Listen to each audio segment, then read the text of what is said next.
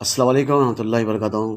دوستوں، آج سے 2 دن پہلے کالر عمران نے بہار کے مجلس کے ایم ایل اے سے سوال جواب کرا جو انہوں اذان کے تعلق سے بتائے تھے، تو اس کے بارے میں کالر عمران نے ان سے بات چیت کی، اور اس کی وجہ سے آج بالاپور پی ایس میں ایک کیس بک ہوا سے ہے، ناجائز کیس بک ہوا سے ہے۔ اگر آپ لوگ سنیں اور دیکھیں تو حیرت کرتے ہیں۔ ڈکیٹی 307 اور کڈنیپنگ کا کیس بک ہوا۔ وہاں پر کچھ غنڈے کسی کو لوٹ لیے اور کسی کو چاقو سے مارے اور کسی کی کڈنیپنگ کرے تھے۔ وہ صورت اور شکل سے تو وہ حیدرآباد کے نہیں دکھ رہے، مگر کی زبردستی یہ بچے کا نام لکھا دیے۔ گئے سو رمضان بھی یہ بچے کا جیل میں گزرا، اور ابھی بھی یہ بچے کا رمضان جیل میں گزارنے کے لیے کوشش کرے اسے۔ ہمارے ہندوستان کے کچھ غیر مسلمان بھائیاں ہیں، ان سے بھی اگر لڑائی جھگڑا اگر ہو گیا تو وہ لوگ بھی نظر انداز کرتے ہیں کہ ان کا عبادت کا مہینہ ہے، ان کو تکلیف نہیں پہنچانا، ان کی بددعا نہیں لینا، یہ سوچتے ہیں۔ وہیں مجلس والے خاص طور سے رمضان کے مہینے میں مسلمانوں کو تکلیف دیتے ہیں۔ تو اور صدر صاحب بولتے ہیں سوال جواب کرنا جمہوریت کا ایک حق ہے، قانونی حق ہے، آپ قانون کے حساب سے آپ سوال جواب کر سکتے ہیں۔ وہیں جب مجلس والوں سے سوال جواب پوچھتے ہیں تو ان کے اوپر کیسز بک کرانا، جھوٹے کیسز بک کرانا، ان کو جیل کو بھیجنا۔ آئیے سنتے ہیں ان دونوں کے بیچ میں کیا بات چیت ہوئی۔ اس قوم کا کوئی لیڈر نہیں ہے، قوم بھی یتیم ہو جاتی ہے۔ آج بتائیے، ہمارا محلہ ہے، 500 میٹر کے لوگ ہمارے مسجد میں نماز پڑھنے آتے ہیں، اور اذان ایسی دے رہے ہیں آپ کہ لگتا ہے کہ 3 کلومیٹر دور تک آواز جا رہی ہے۔ یہ مناسب عمل نہیں ہے۔ خیریت بھائی؟ السلام علیکم۔ وعلیکم السلام ورحمۃ ترون اللہ۔ بیمان صاحب سے بات ہو رہی ہے میری؟ ہاں، آپ کون؟ جی، آپ سے 1-2 منٹ بات کرنے کا ہے میرے کو۔ پہلے اپنا تعارف کرائیے تب۔ جی، میرا نام عمران ہے۔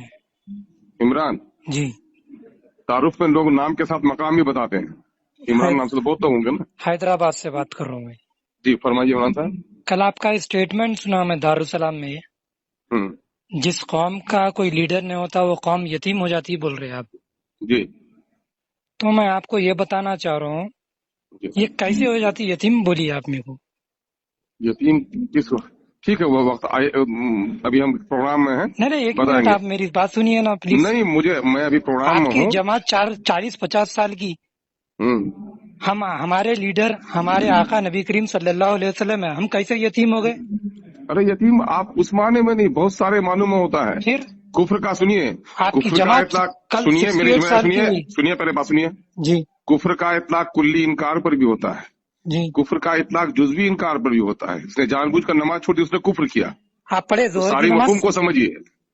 سیاسی اعتبار سے جو قوم ہوتی ہے، اچھا، آپ زہر کی سیاسی نماز پڑھے کیا کچھ؟ اعتبار سے جس کی کوئی قیادت نہیں ہوتی ہے، اس قوم دنیا میں اس کی بری حالت ہوتی ہے۔ ٹھیک ہے، روبرو بات کیجیے گا، ٹیلی فون پہ نہیں، آپ نماز روبرو پڑھے بات کیا کیجیے گا۔ پوچھا میں آپ میں کو تیار زہر ہوں، کی؟ آئیے گا تو بات کریں گے آپ کو انشاءاللہ۔ اذان سے پرابلم ہو رہی ہے، آپ کو شرم کرو آپ۔